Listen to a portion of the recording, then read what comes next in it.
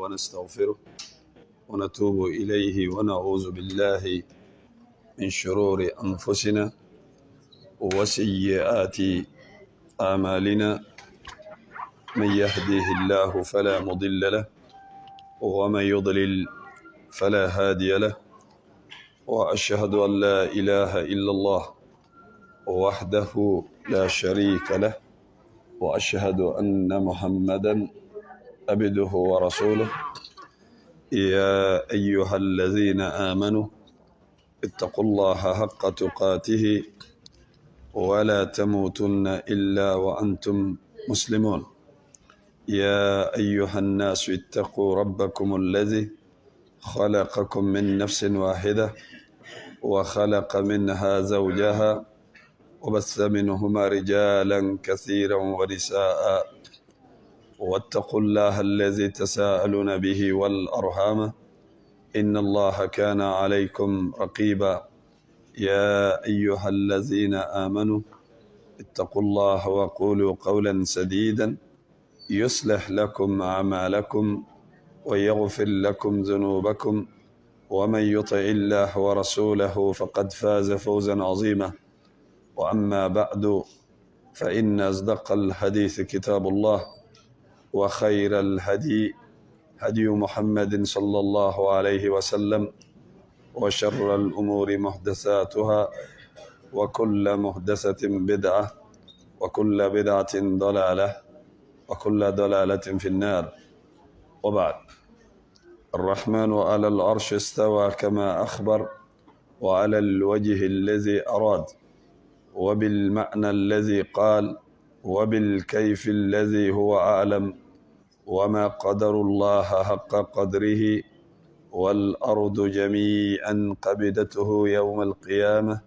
والسماوات مطويات بيمينه سبحانه وتعالى عما يشركون.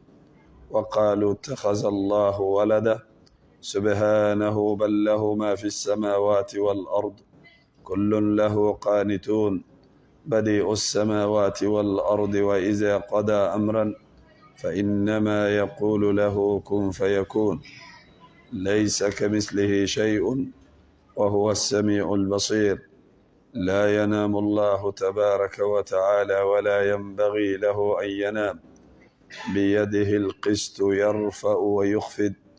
حجابه نور لو كشفه عن وجهه لأحرقت سبحات وجهه ما انتهى إليه بصره من خلقه، وقد انتهى بصره إلى كل شيء من خلقه. وله المثل الأعلى في السماوات والأرض، وهو العزيز الحكيم. وهو الذي إله في السماء وإله في الأرض، وهو العليم الحكيم. فالاستواء معقول، والكيف مجهول، والإيمان به واجب، والسؤال عنه بدعة، ومن الله رسالة، وعلى رسول البلاغ. وبعد، شرح كتاب الفرقان لشيخ الإسلام أحمد بن تيمية رحمه الله تعالى، الجلسة السادسة. الحمد لله بالمو أنقى الله سبحانه وتعالى أنقى تنو أنقى فو أنقى ولي نماندو أكا هربو أناك نمي بلبلبو أناك هنو ناك فسمن ديا بلبلبو لا أنقى منم فناك غري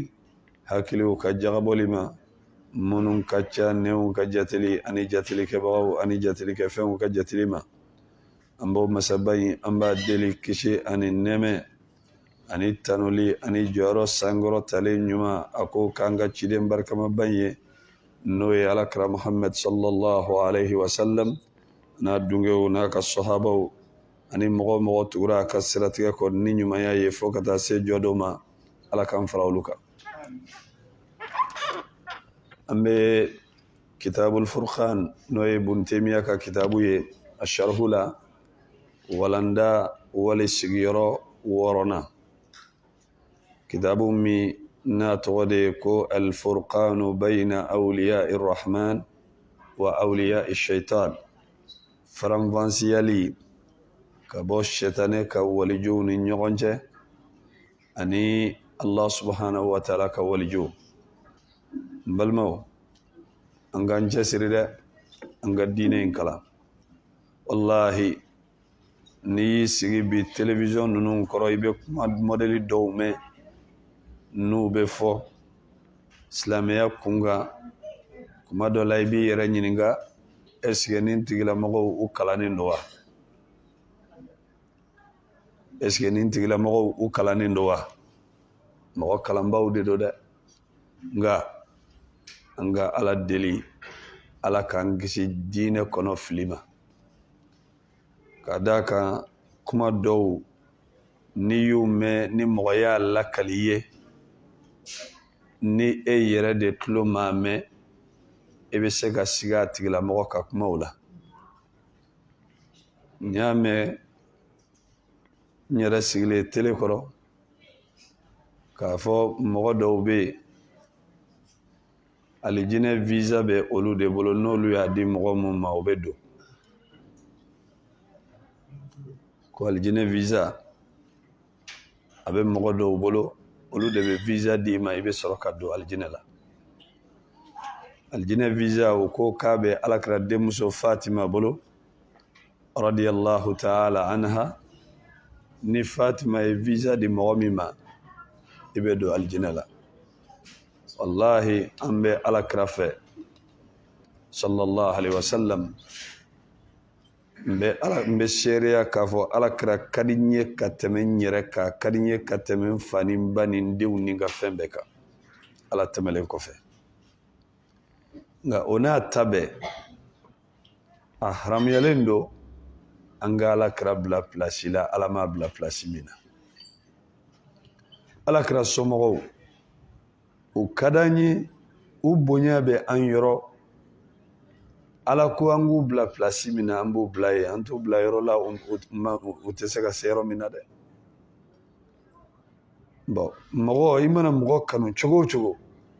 ijija ikana dante me akakola foka tigila mogo bla place la ama sero mina aljine visa te mogo shibolo ni ala yerete aljine visa ala modi dan fen shima folo ala kira kuma jelum bayira sallallahu alaihi wasallam ka fo ale yere tesega mogodo aljinela wati minni Allah subhanahu wa ta'ala ko ala kira wa anzir ashiratak al-aqrabin wa al-qura wa man hawlaha Muhammad ibal masrun iku wele kana alama iku sonsra ani magankaw ani fenfe dugu fenfe be magankaraw fe alakra kuma damne ayaka famin be wele ya bani abd manaf ya bani hashim ayu wele kana ako anqizu anfusakum minan nar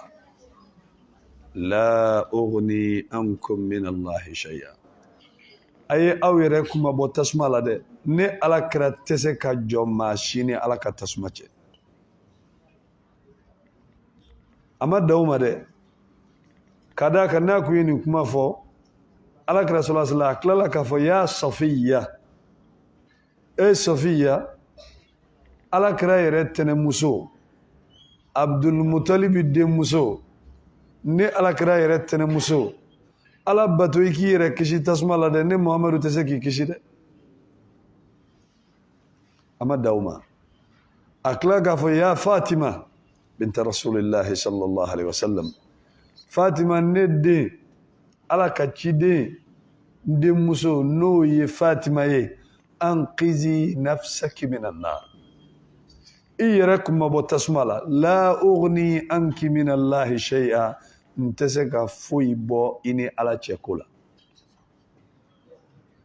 aljine visa te ala kra yere bolo sallallahu alaihi wasallam na be seka mogodo mogomin kadaye na ya soro ko aljine visa kumbe ala kra bolo sallallahu alaihi wasallam hakilla ko maa kun bɛ sɔrɔ alakira masuruna mɔgɔw la kɔrɔsiw la min bɛ taa tasuma la a tɛ sɔrɔ alijinɛ visa tɛ alakira bolo sallallahu alaihi wasallam alakira yɛrɛ m'a fɔ mɔgɔ ye ko alijinɛ visa b'a bolo nka dɔw ko alijinɛ visa bɛ Fatima de bolo n'a y'a sigi mɔgɔ min ka papiye la i bɛ taa n balimaw ala k'an kisi fili ma fili min ka jugu ka tɛmɛ fili yɛrɛ bɛɛ kan o ye kalanbaga ka tila ka fili o de ka jugu ka tɛmɛ a bɛɛ kan mɔgɔ kalannen o ka fili o tɛ fili deli ye awa a bɛ fɔ mɔgɔ minnu kalannen olu de bɛ nin kuma mɔdɛli ninnu fɔ fa ya subhanallah sahabakɛ min n'a bɛ fɔ a ma ko Rabi'ata ibn Ka'b al-Aslami radiyallahu ta'ala anhu su ni tile hɔrɔn de kun don jɔn tɛ dɛ a kun bɛ alakira nɔfɛ alakira fɛ baara de ka d'a ye sallallahu alaihi wa sallam a y'a ka ko bɛɛ bila alakira kɔsɔ alayhi salatu wasalam a bɛ nana a ka seliji ye a bɛ nana a ka samaraw ye a bɛ alakira bonya a b'a nɔfɛ su ani tile munna pour que a ka se ka ala sɔrɔ alakira ye cɛ ɲɛ a ye baara kɛ ka baara kɛ ka baara kɛ don dɔ la alakira y'a wele sallallahu alaihi wa sallam a ko a ma a ko fɛn ɲini fɛ fɛn min ka di ye n bɛ ala deli ala k'a k'i ye a m'a fɔ ko n b'a k'i ye dɛ a ko de ko n bɛ ala deli ala b'a k'i ye toujours alakira b'a yira k'a fɔ k'a ta tɛ ko ninnu ye a ko n bɛ ala deli ala b'a k'i ye o kɛlen min kɛ a ko salillaha liya murafaqataka fil janna a ko ala deli n ye n ka se ka Muhamadu jɛɲɔgɔnya sɔrɔ alijinɛ kɔnɔ n b'o de kɔ n'i ka kɛ jɛɲɔgɔn ye alijinɛ kɔnɔ a ko di a ko ala de deli n ye a m'a fɔ n b'a ɲini fɛ n ka kɛ i jɛɲɔgɔn ye alijinɛ kɔnɔ dɛ parce que a bɛ ka min ɲini alakira i y'a fɔ a ɲɛna n bɛ ala de deli ala b'a k'i ye sallallahu alaihi wasallam sahaba kɛ fɛnɛ ko ala deli n ye n ka se k'i jɛɲɔgɔnya sɔrɔ alijinɛ kɔnɔ a ko baasi tɛ a sɔrɔla ka mun kɛ o la a ko o la izan a'inni bi nafsika ala kasrati sujud n'i bɛ fɛ i ka ne jɛɲɔgɔnya sɔrɔ alijinɛ kɔnɔ a bɛ i cɛsiri i ka nafila seli caya o bɛ kɛ sababu ye i ni ne jɛɲɔgɔnya i b'a sɔrɔ alijinɛ kɔnɔ i y'a ye alakira y'a yira a la k'a fɔ ko alijinɛ in t'a ta ye nafila seli bɛ kɛ jɔnni ye a bɛ kɛ alakira de a bɛ kɛ ala de ye bon n'a nana mɛn ko alijinɛ visa bɛ Fatima bolo radiyallahu ta'ala anha o ye kabako kuma ye bon nin ye ka mɔgɔw wele ka su ka kɛ Fatima kanu kan wallahi an m'a fɔ ko mɔgɔ si kana Fatima kanu ayi Fatima kanu o ye diinɛ dɔ ye a juguya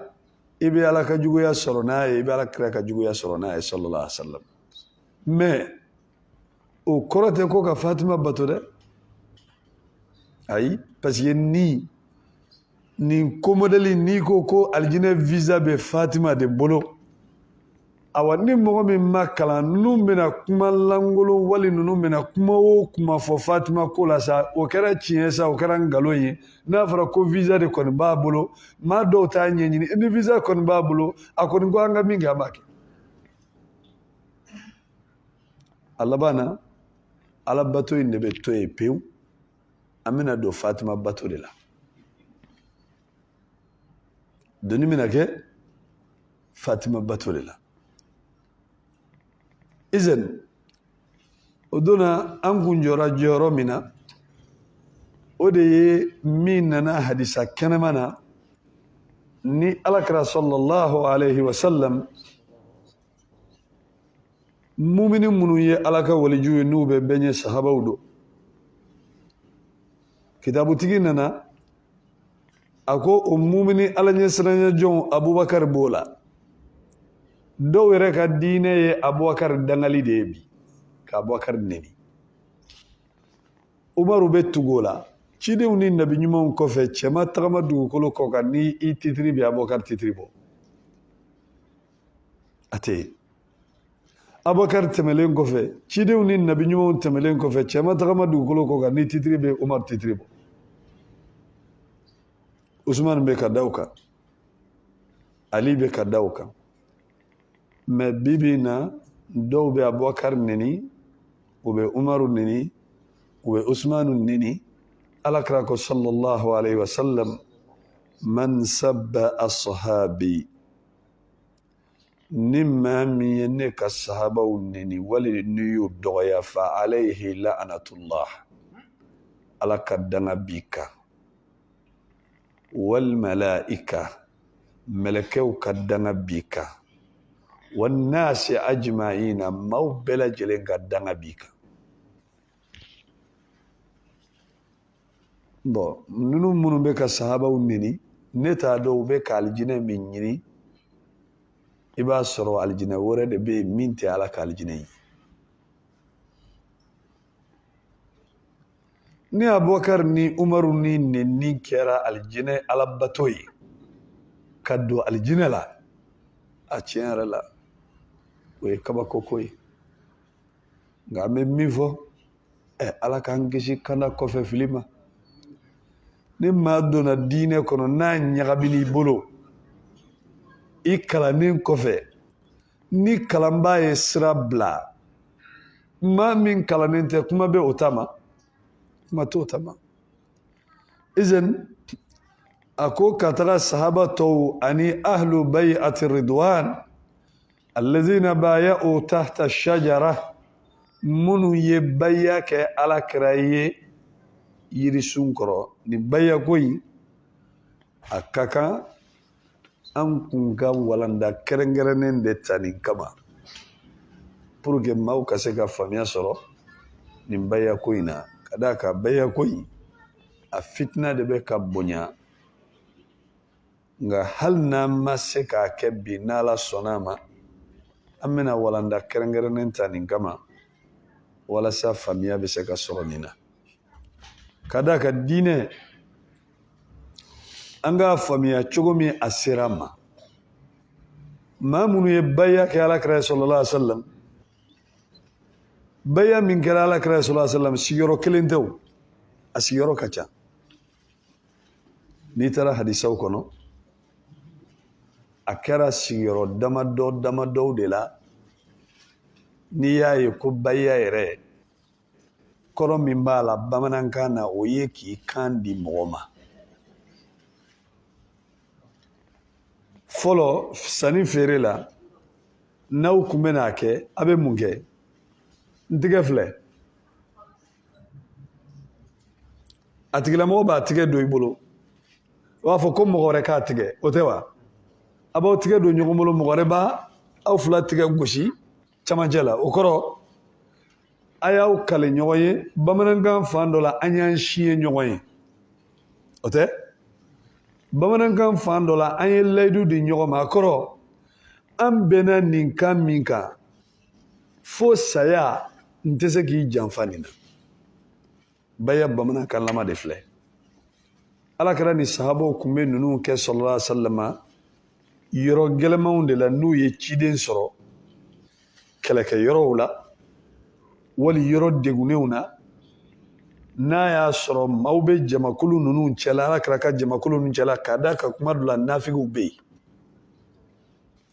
pour que ka jama in tɔmɔ ka bɔ ɲɔgɔn na nin bay'atu ridwani min kɛra mɔgɔ kelen bɛ yen nɔ nafigi kun don ale ma sɔn ka bay'a kɛ ka fara Alakira kan sallallahu alaihi wa sallam a donna tasuma la bon Alakira sallallahu alaihi wa sallam a b'a kɛ yɔrɔ gɛlɛmanw de la sahaba minnu b'a nɔfɛ n'u bɛ kan di a ma k'a fɔ u tɛna janfa kɛlɛ bunna an sera o se kɛra an na aw bɛ tɔn kɔ de madinakaw ye bay'a kɛ magankaw ni madinakaw farala ɲɔgɔn kan tuguni ka bay'a kɛ madinakaw ye bay'a kɛ Alakira sallallahu alaihi wa sallam an t'i janfa an b'an yɛrɛ di an b'an nin di an denw b'a la an ka nafolow bɛ to Muhamadu n'i ka diinɛ kumabɔli la an tɛ Ala janfa hali n'i wulila k'a fɔ k'i bɛ ba de tigɛ an bɛ ba tigɛ i nɔfɛ an t'i bila baya ye layidu de ye n'i y'a mɛn ko baya layidu de don silamɛya ɲɛmɔgɔ ye jɔn ye Alakira tɛ sallallahu alaihi wasallam bon ni Alakira ni sahabaw ye baya dɔw kɛ o baya ninnu bɛ jate minɛ o kɛra kun min kosɔn kɛcogoya minnu b'o la n'a y'a sɔrɔ baya don min bɛ tali kɛ silamɛya ko bɛɛ lajɛlen na Alakira ni sahabaw ka kow tɛmɛlen ko dɔw bɛ yen segin tɛ se ka kɛ olu kan tuguni e nana o layidu sɔrɔ silamɛya kɔnɔ ne sɔnna silamɛya ma ka ban o ye sɔnnen ye o layidu ninnu ma parce que e tɛna Alakira ye k'i b'i bolo don a bolo k'o layidu ta ye n'i tugura a kɔ ka ban e sɔnna olu ma o n'i tugura a kɔ e sɔnna olu ma mais o kɔrɔ tɛ k'a fɔ mɔgɔ kelen ka sigi a da ma k'a fɔ e ka silamɛya tɛ se ka dafa fo i ka layidu de di o tigilamɔgɔ ma baya min bɛ anw fɛ sisan ni Alakira y'an to o kan n'o de bɛ kɛ fo ka taa se diɲɛ wuli ma o ye ɲɛmɔgɔw ka baya ye et puis ɲɛmɔgɔ ka baya fana bɛɛ t'o kɛ dɛ a bɛ fɔ min ma ko El Amir n'o ye jamana ɲɛmɔgɔ o exemple surumani ni jamana mɔgɔ bɛna serment kɛ don min na n'a bɛna a bolo kɔrɔta ani bɛɛ de b'a kɛ wa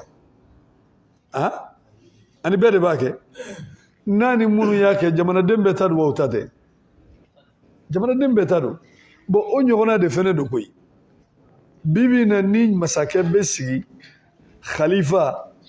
k'a ta Abubakar la o ka n'a bila an ka nin wagati na ni silamɛya ɲɛmɔgɔ bɛ sigi n'a ni silamɛ ka ɲɛmɔgɔ damadɔw bɛnna maaw tugulen don minnu kɔ k'u sigi ka layidu di ɲɔgɔn ma k'a fɔ karisa an sɔnna i ka kɛ an ka ɲɛmɔgɔ ye hali n'a y'a sɔrɔ silamɛ tɔw tɛ yen nɔ o mɔgɔba minnu n'a n'olu ye layidu di ɲɔgɔn ma bɛɛ lajɛlen ta de b'o kɔnɔna la nin de baya ye nin bɛ kɛ anw yɛrɛ dama ni ɲɔgɔn cɛ fo ka taa diɲɛ wuli nin bɛ yen ka d'a kan o ye ɲɛmɔgɔya mɔgɔ damadɔ mana sɔrɔ ka maa min sigi o ye silamɛ tɔw bɛɛ ka ɲɛmɔgɔ ye hali n'a y'a sɔrɔ jamanaden bɛɛ tɛ yen mɔgɔ minnu y'a sigi olu ta bɛ wasa kɛ n'olu ye layidu d'a ma o ye jamanaden bɛɛ ka layidu ye bon Alakira ni sahabaw bɛ min kɛ a bɛ kɛ kun min kosɔn i b'a sɔrɔ a caman bɛ jihadu kɛyɔrɔ de la wali u bɛ degun kɛyɔrɔ de la o degun ninnu t'anw bolo olu bɛ se ka kɛ anw ka ko ye cogo di o tɛ yen o tɛna kɛ k'a fɔ ne ka silamɛya tɛ dafa fo ne ka layidu di e ma n tɛ fila fara Ala kan n tɛ nkalon tigɛ n tɛ jɛnɛya kɛ n tɛ n den faga n tɛ sonyɛni kɛ ka taa bila kumakan wɔɔrɔw la ne donna silamɛya kɔnɔ hali ni ma baya kɛ nin bɛ kuranɛ kɔnɔ e sɔnnen don kuranɛ ta bɛɛ ma fɛn fɛn sɛbɛnnen don kuranɛ kɔnɔ i sɔnnen don a bɛɛ ma n'i ko k'i bannen tɛ kuranɛ hali harifu kelen layidu kelen tɛ dɛ kuranɛ harifu kelen k'i ban ma dɔrɔn i bɛ kafiriya bon n'a fɔra ko mɔgɔ ka silamɛya tɛ dafa ko f'e ka nin kumakan ɲɛ wɔɔrɔ de fɔ mɔgɔ ye o tɔ la minnu tɛmɛna ka kɔn olu ɲɛ n'olu ma fɔ o tigilamɔgɔ ye olu ka silamɛya bɛ cogo di balimaw an ka diinɛ in faamuya an ka jija an ka kalan an kana an ta kɛ télévision ninnu dɔrɔn filɛliw ye koyi walahi kumaw bɛ bɔ télévision ninnu kɔnɔ kuma dɔ la n'i y'a lamɛn e yɛrɛ b'a mɔgɔw lajɛ i bɛ kabakoya de karamɔgɔw de fɛnɛ don koyi e diɲɛ kanu man ɲi ala kana la fitna balma fitna mai ni yaye ala krabe ala deli ko ala kisi fitna ma fitna ke chogo chama be ala bolo fitna ke chogo chama be ala bolo on yebe mununa olu ya dawye nga fitna shi de manjugu kamala fitna ka dine re konnala kamala fitna ika dine konnala akachugo be de dawbe ubimine kichi kido kasola kisiri olu ye fitna dawye nga fitna min ka jugu katama beka i donen kofe dine la ka tieni ngalo nyagami bulo o de ka jugu katama beka kadaka ala yɛrɛ b'a fɔ kuranɛ kɔnɔ a tigilamɔgɔ ale yɛrɛ hakilila k'a kanalen don o y'a sɔrɔ a fililen don ni de ka jugu ka tɛmɛ fitinɛ bɛɛ kan i yɛrɛ hakilila i bɛ sira kan mais y'a sɔrɔ i ye sira bila mais a tigilamɔgɔ yɛrɛ fɛ diinɛmɔgɔ si tɛ yen n'ale yɛrɛ tɛ nin ye fitinɛ belebeleba de ye ka d'a kan ni ala m'i labɔ i yɛrɛ kalama i bɛ sa ta i tɛ se ka bɔ i yɛrɛ kalama mɔgɔ ka fili diinɛ kɔnɔna la ka tila ka dɔnniya to i bolo ka sira bila balimaw a ka jugu dɛ o la an ka diinɛ in kalan dɛ n balimaw a ye se karamɔgɔw ma a ka diinɛ in ɲɛɲini kuranɛ ɲɛfɔcogo ɲuman ani hadisa ɲɛfɔcogo ɲuman a y'a kalan dɛ n'a m'a kalan don dɔ bɛ na kɛ o bɛ na maa bɔ i ka diinɛ kɔnɔ k'i to silamɛya kɔnɔ an filɛ o wagatiw de la alijinɛ visa bɛ mɔgɔ dɔw bolo olu bɛ se ka mɔgɔ dɔw ladon o tɛ se ni o bɛ se ka mɔgɔ dɔw ladon alijinɛ visa bɛ kɛ jɔnni bolo k'e ka mɔgɔ bɛ to kɛnɛma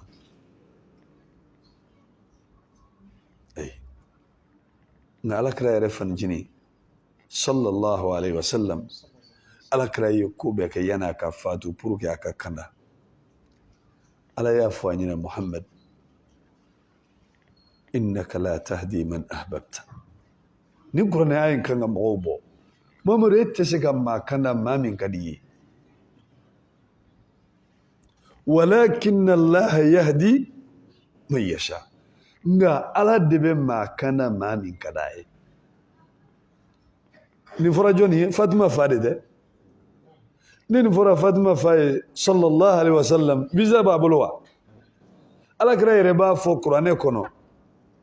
ko ne yɛrɛ t'a dɔn sini min bɛ kɛ na o ayaw bɛ yen la adiri ma yufa'alu bi gada ne yɛrɛ t'a dɔn sini min bɛ kɛ na hadisa dɔ la a b'a fɔ mɔgɔ si tɛ yen la ahada minkum yanju bi amali mɔgɔ si t'aw la min ka baara bɛ se k'a kisi sahabaw ko wala anta ya rasulallah ala ka ciden hali yɛrɛ ka baara tɛ se k'i kisi a ko wala ana hali ne muhamadu ka baara tɛ se k'an kisi illa an yataghammadani allahu bi rahmatin minhu wa fadl fo ni ala hinɛ na kan datugu n'a ka hinɛ n'a ka fasamanden ni alijinɛ sɔrɔ nka baara tɛ ne muhamadu bolo ko n bɛ se ka alijinɛ sɔrɔ ni ye e bɛ visa di jɔnni ma ko ala de bɛ visa di ala ma visa di danfɛn ma alijinɛ la lahara bɛɛ bɛ jɔrɔ la minnu ye ala teriw ye olu yɛrɛ sirannen don visa tɛ olu bolo olu yɛrɛ b'a fɔ k'olu t'a dɔn bi ala diminen don dimi cogo la olu t'a dɔn min bɛ kɛ olu yɛrɛ la bi nka balimaw ala ka hakili ɲuman d'an ma ala ka hakili ɲuman d'an ma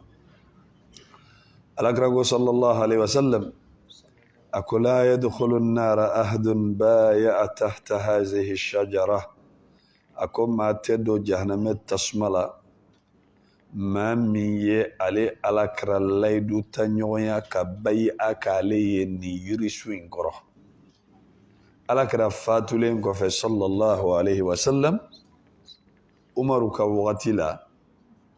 o yirisu in u nalen maka maaw komasera ka fitina ni yirisu in ye ka taga u sigi a kɔrɔ wali ka yirisu in k'a kɛ i n'a fɔ u b'a barika ɲini Umaru ye ko jateminɛ a ko nin yirisu in b'a tigɛ a ye yiri in tigɛ fo duguma a ko parce que n'a ma nin yiri in tigɛ maaw bɛ laban k'a bato baara de kɛra a kɔrɔ mais o kɔrɔ tɛ ko yiri in ko place dɔ b'a la wali ko yiri in bɛ se ka dɔ kɛ o de la Umar radiyallahu ta'ala anhu k'a to tawafu la a selen hajarul aswad ma n'an b'a fɔ min ma tubabukan na ko pierre noire ni maaw b'a sumusumu Umaru selen a ma a ko a kumara a fɛ a ko e gabakuru in ne t'i dɔn foyi ye ni gabakuru tɛ koyi a ko wallahi ni ne ma Ala kira ye k'i sumusumu n t'i sumusumu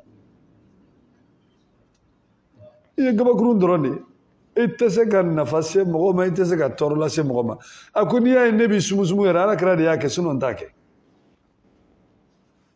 a bɛ ka kuma gabakuru fɛ mais k'a yira a la k'a fɔ jɔyɔrɔ tɛ gabakuru in na koyi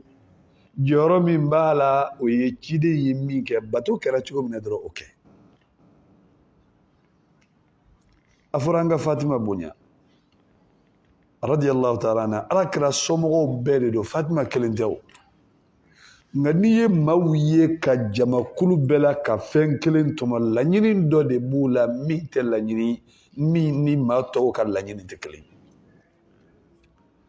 Ala kira ko k'a ka denbaya bɛɛ de bonya uzakirukum fi ahli a ko maaw ma a ye minɛli kɛ ni kuranɛ ye a ye n b'aw ladi fɛnɛ n ka denbaya a ye n ka denbaya hakɛ d'u ma a y'aw janto n ka denbaya la a ye mɔgɔ kelen jumɛn tɔgɔ fɔ Ala kira ma mɔgɔ kelen tɔgɔ fɔ dɛ dɔw ye Fatima kelen tɔmɔ dɔw ye Ali kelen tɔmɔ dɔw ye Al-Husaini kelen tɔmɔ dɔw ye Al-Hasan ni Al-Husaini tɔmɔ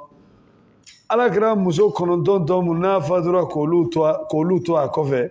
ninnu yɛrɛ tɛ jate maa dɔw fɛ Ala kira ka somɔgɔw ye bali dɔw bɛ an b'a Aisha yɛrɛ danga de dɔw bɛ an b'a Aisha danga de bon ka n'a fɔra ko e ka fɛn min bɛ bonya e ye maa damadɔw tɔmɔ o la ka sɔrɔ ciden min ko k'u bonya o m'o fɛ e ɲɛna laɲini dɔ b'i bolo min ni ciden ka laɲini tɛ kelen ye nka nin bɛɛ ye mun ye jɔn kɔni ka duwawu kɛ Ala ye Ala ka n'i la fitina o de kosɔn kuma dɔw la n'i ka kala ma janya sɔsɔli dɔw bɛ yen ka n'i sigi a kɛnɛ kan sinon i ɲuman tɛ wuli i ɲuman tɛ wuli kuma fitinalen ka jugu mɔgɔ min n'a ka kalan man jan a ka jugu a dusukun ma kosɛbɛ ka d'a kan tuma dɔw la diinɛ ɲumanin fitinin min b'i bolo ni Ala ma fara i kan u bɛna ɲagami de k'a don i bolo i bɛ wuli wagati min na e yɛrɛ bɛ siga i ka batow la i bɛ wuli wagati min na e yɛrɛ bɛ siga tiɲɛ yɛrɛ la ne ka ko ninnu n t'a ɲɛdɔn dɛ ko ninnu bɛ cogo min na n t'a ɲɛdɔn na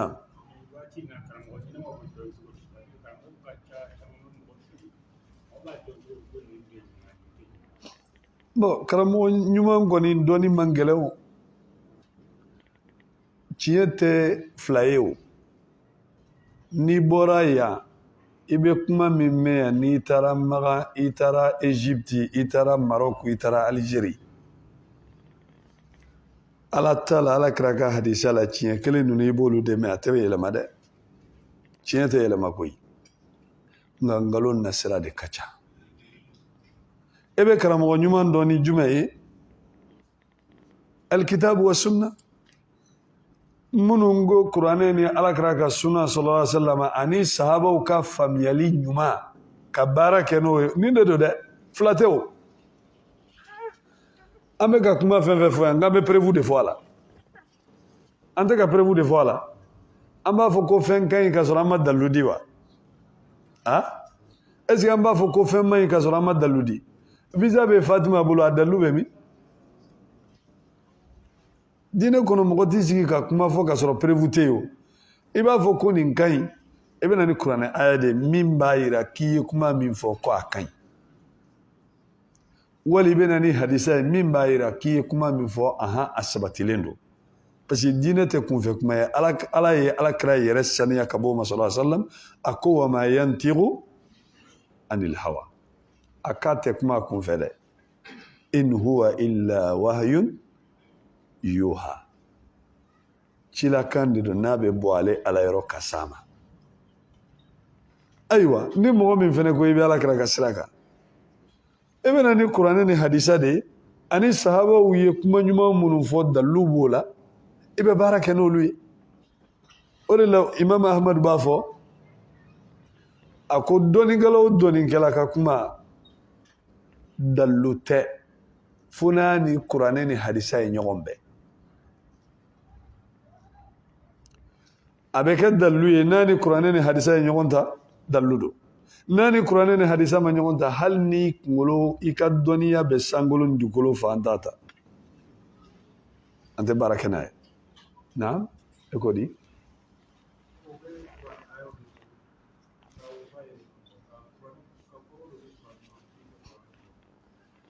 bon ka kɔrɔ dɔ di kuranɛ ma o ye fɛn ye kuma dɔ la maa min ma kalan exemple fatɔ dɔw bɛ yen i tɛ se k'i yɛrɛ bɔ a kɔnɔ nka kuranɛ aya dɔw bɛ yen hali n'a tigilamɔgɔ min ma kalan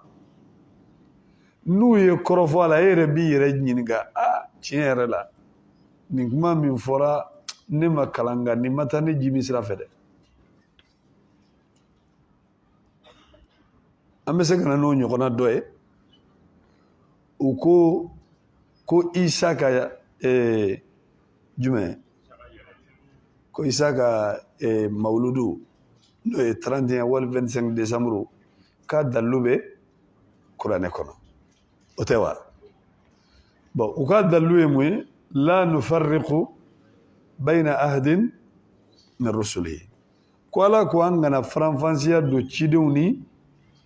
ɲɔgɔn cɛ bon est ce que nin kuma in ni nin bɛ ɲɔgɔn ta hali mɔgɔ min ma kalan ka tugu kerecɛnw kɔ o ni isa ka sira bɛ ɲɔgɔn ta wa n'an ko k'an kana faranfasiya kɛ cidenw ni ɲɔgɔn cɛ ciden joli cira nabi ɲuman joli cira 124 o tɛ wa ayiwa n'an ye isa ta tɔ 124 fana ta tali ye wajibi ye dɛ an b'o fana ɲɛɲini don o don an bɛ mawuludu la koyi o ye diyagoya ye parce que a fɔra de ko an kana cidenw faranfasiya ka bɔ ɲɔgɔn na cogo di isa ta bɛ ta tɔw ta bɛ to yen ibrahima tɛ yen wa a ka ɲɛɲini dɛ nuhu tɛ yen wa musa tɛ yen wa yusufu tɛ yen wa yakuba tɛ yen wa ninnu bɛɛ lajɛlen bɛ yen munna isa dɔrɔn ta bɛ tɔmɔ parce que o de bɛnna an jimi sira ni an ni dungaw ma nka kuranɛ m'o fɔ mɔgɔ si ye hali alakira yɛrɛ ta tɛ yen surtout isa ta bon ninnu ye kumaw ye kuma ɲagaminen a bɛ don adamaden n'a y'a sɔrɔ i dusukun ɲagaminen don kuma ɲagaminen bɛ don a kɔnɔ mais tiɲɛ n balimaw i mana taa diɲɛ jamana o jamana kan n'a fɔra yɔrɔ o yɔrɔ ale kɔni a tɛ yiri lamaga dɛ nka a bɛ kunkolo lamaga fɛn min bɛ se ka yiri lamaga o ye fiɲɛ ye nka ni tiɲɛ fɔra kunkolo tigi mana kɛ kunkoloba ye cogo o cogo a b'a lamaga tiɲɛ tɛ falen a tɛ yɛlɛma bon o ye fɛn ye fɛn min n'a dɔnnen don diinɛ kɔnɔna la diinɛ b'an bali an ka kuma fɔ dalilu tɛ kuma min na an bɔra ka fɛn fɛn fɔ sisan alakira ye kumaw de fɔ sallallahu alaihi wasallam min b'a yira na mɔgɔ bɛ se ka kuranɛ aya fɔ kɛ k'a jɛngɛ ka taga a yɛrɛ sago ma mais o mana mɛn cogo o cogo maa min hali ni kalannen tɛ n'i mɛnna ka sigi kuranɛ aya minnu bɛ fɔ n'u bɛ jɛngɛ ka bɔ sawabaw ma ni hadisa minnu bɛ fɔ n'u bɛ jɛngɛ ka bɔ sawabaw ma e yɛrɛ hali n'i ma kalan i b'a dɔn k'a fɔ tiɲɛ yɛrɛ la ne ma kalan mais nin kuma ninnu tiɲɛ yɛrɛ la a tɛ ka don ne kunkolo la o tɛ tiɲɛ ye wa nkalon fɛn min don a bɛ se ka tiɲɛni kɛ ka taga wagati la nka a mana mɛn cogo o cogo n'i mɛnna i bɛ se k'a dɔn tiɲɛ kuma dɔ la mɔgɔ dɔ ko man di ye nka a bɛ min fɔ tiɲɛ don tiɲɛ yɛrɛ la i yɛrɛ b'a fɔ karisa kɔni a ko man di ne ye dɛ nka a ka kuma ninnu nkalon t'a la dɛ jɔn y'o yira i la ka d'a kan ala ye ni fɛn fɛn da a bɛ fɛn ɲuman ni fɛn juguman dɔn a bɛ kuma tilennen ani kuma jɛngɛnnen dɔn nka maa bɛ jɛngɛ ka taa nkalon fan fɛ n'i ka intérêt de b'a la n'i ka intérêt de b'a la e bɛ fɛn fɛn girinnen ye a kuma ninnu caman bɛ fɔ a jateminɛ dɛ a fɛn fɛn bɛ kuma ten i tɛ hadisa mɛnw da i bɛ hadisa mɛn wa i tɛ hadisa mɛnw da kuranɛ tɛ se ka taga ni hadisa tɛ o u bɛ ɲɔgɔn fɛ de o tɛ se ka fara ɲɔgɔn na k'a d'a kan hadisa de ye kuranɛ ɲɛfɔli ye alakira de nana ni kuranɛ ye an bolo sallallahu alaihi wasallam ale de bɛ kuranɛ aya fɔ ka sɔrɔ ka kuma fɔ k'a kɔrɔ fɔ o dɔ ye jumɛn ye ala ko aqimu salata wa atu zakata aw ye seli jɔ aw ka jaga bɔ alakira tɛ yan an bɛ seli jɔ cogo di an bɛ jaga bɔ cogo di an bɛ taa min an bɛ taa hadisa de kɔnɔ kɛ seli bɛ jɔ cogo min na seliji bɛ ta cogo min na alakira de b'o ɲɛfɔ an ye seli fana araka 4 kunbere minɛ cogo i tɛ n turu i bɛ min fɔ tahiya subhana rabbiyal azim a bɛ kuranɛ kɔnɔ de a tɛ kuranɛ kɔnɔ jaga ni hakɛ o de kan ka bɔ jaga la ni san 1 tɛmɛna la a bɛ kuranɛ kɔnɔ de a tɛ kuranɛ kɔnɔ nka an ye ninnu bɛɛ dɔn cogo di an ye ninnu bɛɛ dɔn alakira fɛ mɛ dɔw yɛrɛ bɛ yen bi olu ko olu bɛ baara kɛ ni kuranɛ dɔrɔn de ko hadisa ko in tɛ tiɲɛ ye a bɛ fɔ o tigilamɔgɔw ma ko al-Qur'aniyun maa minnu ye kuranɛ dungew ye olu tɛ kuranɛ dungew ye olu ko de an kɔni kuranɛ dɔrɔn b'an wasa hadisa kɔni an mago t'a la k'a d'a kan o tɛ tiɲɛ ye an bɛ baara kɛ ni min ye o ye kuranɛ de ni mɔgɔ min y'o f'i ye kana kɔrɔta tigilamɔgɔ ma dɛ i n'a k'a sigi fo seli wagati ka se fɔlɔ ni seli wagati sera n'a ko k'an ka taa seli i b'a fɔ wuli i ka seli n'a ye a mana seli ka tila i bɛ tahiya dalilu diya kuranɛ kɔnɔ an bɔra ka araka hakɛ min kɛ i b'a dalilu diya kuranɛ kɔnɔ a b'a bɔ min a bɔyɔrɔ t'a bolo nka fɛn mun don mɔgɔ de kɔni ka ala deli dɔrɔn ala k'i kisi fili ma bɔn kalan de sɛbɛ maaw de sɛbɛ tɛ kalan ma bi maaw sɛbɛ tɛ kalan ma dɛ n'i ko k'an ka kalan kɛ maa minnu sɛbɛ bɛ kalan ma bi o ye musow ye musow sɛbɛ bɛ kalan ma dɛ a dɔw b'u ka mobiliw ta dɔw b'u ka motow ta e bɛ musokɔrɔbaw yɛrɛ de ye hali tagama yɛrɛ ka gɛlɛn minnu bolo u bɛ b'u ka so kɔnɔ u bɛ se ka min kɛ sira la a ka ca nka u bɛ na hali u tɛ se ka sigi duguma u b'u sigi sɛji kan hali kalan ka gɛlɛn u bolo mɛ u bɛ kalan kɛ mɛ cɛw ko tan tɛ olu bolo an bɛ se lahara o ni tan bɛ yen ni tan tɛ a bɛ bɔ a kalama adamaden n'i ma kalan e bɛ mɔnɛ don i yɛrɛ de la dɛ walahi ni mɔgɔ ma kalan i bɛ mɔnɛ don i yɛrɛ de la an bɛ nin wagati minnu na mɔgɔ n'i ban kalan ma e tɛ dɔnni ɲuman lamɛn kuranɛ taabolo ni hadisa taabolo i na kuma f'u lamɛn parce que fɛn fila de don mɔgɔ n'i ban tiɲɛ la i na sɔn nkalon ma i lankolon tɛ bila dɛ ayi n'i ye tiɲɛ ta i bɛ kisi nkalon ma n'i mago tɛ tiɲɛ la ala b'i lajarabi ni nkalon ye fura foyi t'o la i kɔni lankolon tɛ bila izan a ko hadisaw la alakira sallallahu alaihi wasallam a nana hadisa kɛnɛman kɔnɔ ahmadu ye min labɔ ani ibn hibban wa sahahahu al-albani fi hadith al-jami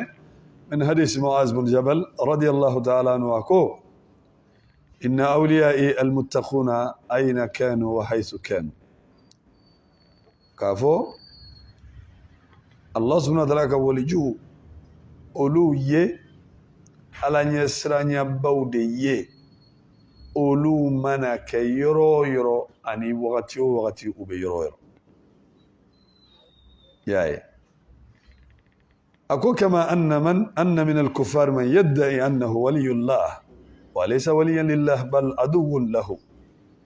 إباسر كافر ولا من بعد دائرة لا كافو كالي على كولي جوي مي إباسر على كولي جوتي على جودو أبسر النافق ولا منو نوب إسلامية بو كنكا كأشهد أن لا إله إلا الله فو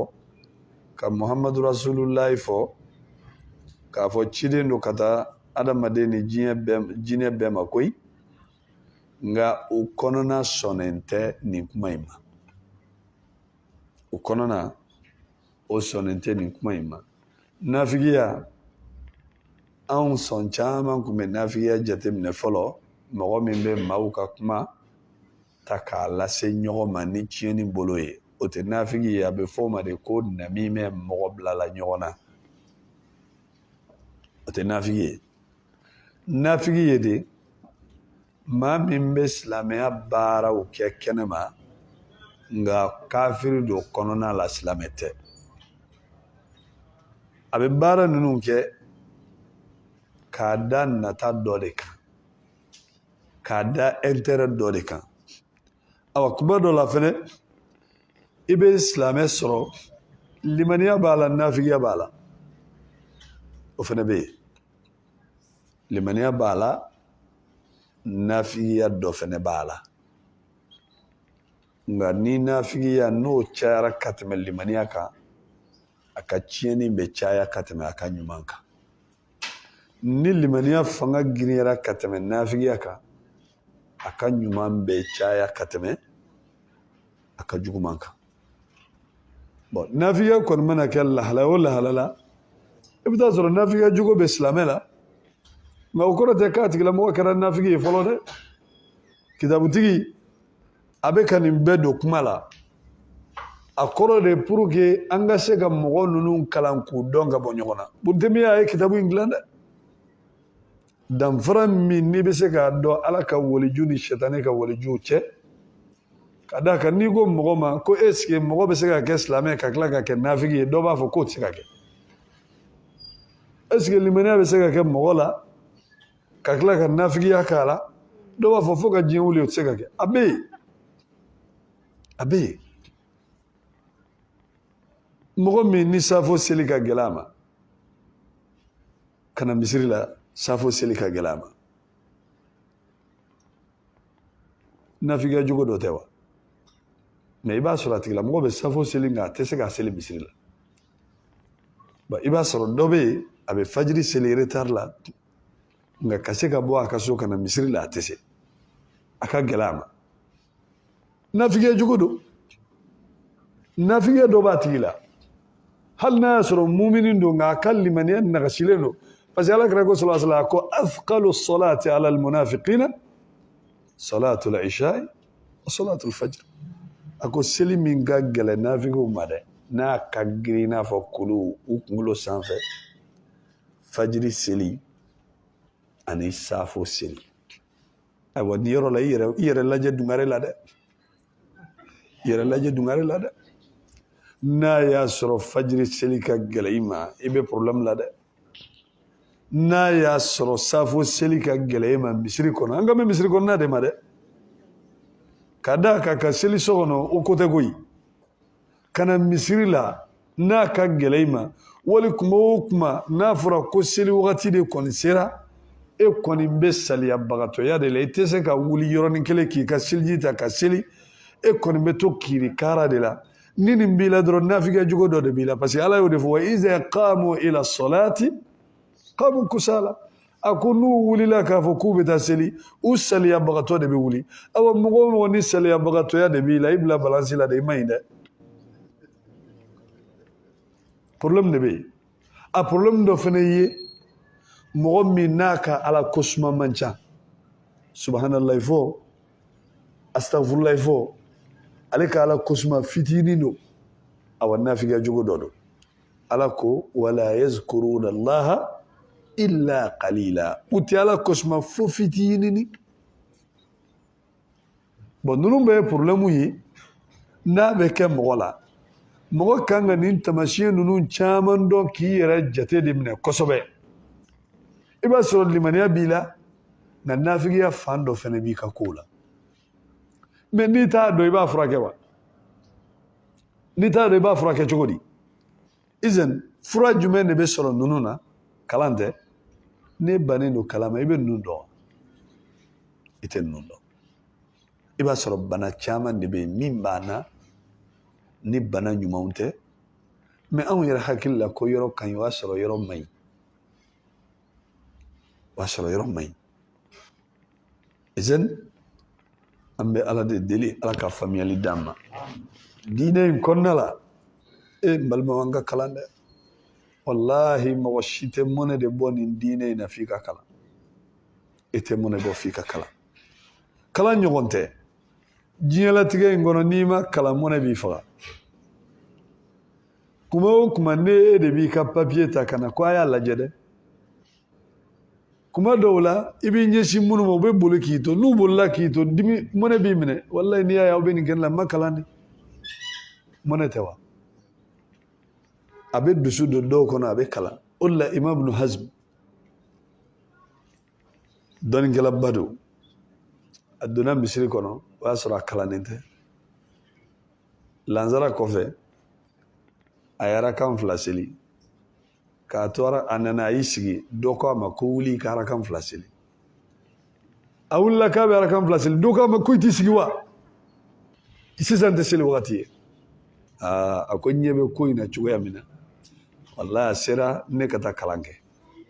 parce que ni nana dɔ ko seli dɔ ko n ka n sigi n bɛ jɔnni ta kɛ mais n bɛ n yɛrɛ ka kalanbaliya de problème kɔnɔ sisan nin kɔni tɛmɛlen kɔfɛ a ye ne ni mɔgɔ tɛ kɛlɛ kɛ tuguni a wulila ka taa kalan kɛ fo k'a kɛ dɔnnikɛlaba ye a wulila ka taa kalan kɛ fo k'a kɛ dɔnnikɛlaba ye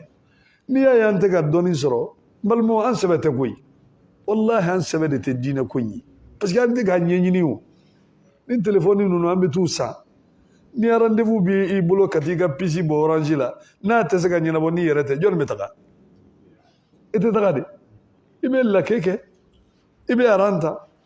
i b'i ka kow kɛ n'i nana i ka telefɔni kabini i yɛrɛ tɛ se la pɛku fo k'i se a la e y'o ɲɛ sɔrɔ e m'a fɔ k'i kɔrɔla e y'o ɲɛ sɔrɔ i m'a fɔ k'anw si sera yɔrɔ min na ko fɛn tɛ don telefɔni donna yɔrɔ min na mun b'a bali ko kuranɛ tɛ don nka a bɛɛ ye mun ye n'i y'a ye an sera nin telefɔni ninnu na bi k'an ka diɲɛlatigɛ kow ɲɛnabɔ ka ko dɔw kɛ an yɛrɛ ye a bɛɛ ye de an y'u ta an sɛbɛ de ma faransi filɛ nin ye bi bi na n'i taara sisan u kɛlen don ka kow gɛlɛya cogo min na a y'i ja min ja n'i bɛ nafolo nɔfɛ i bɛ kalan kɛ faransi u ye ko bɛɛ de gɛlɛya fɔlɔ n'i kun taara i bɛ taa bɔ denterimuw na i bɛ taa dɔrɔn n mako n bɛ fɛ ka baara kɛ i b'i ka nimoro di ni baara sɔrɔla u b'i wele mais bi bi na o tɛ yen koyi n'i taara u tɛ hali wuli u b'a fɔ ko fɛyiw filɛ nin ye i yɛrɛ k'i tɔgɔ sɛbɛn i ka baara ye min ye i k'a sɛbɛn n'i kalannen tɛ i bɛ taga awa n'u ye papiye d'i ma bi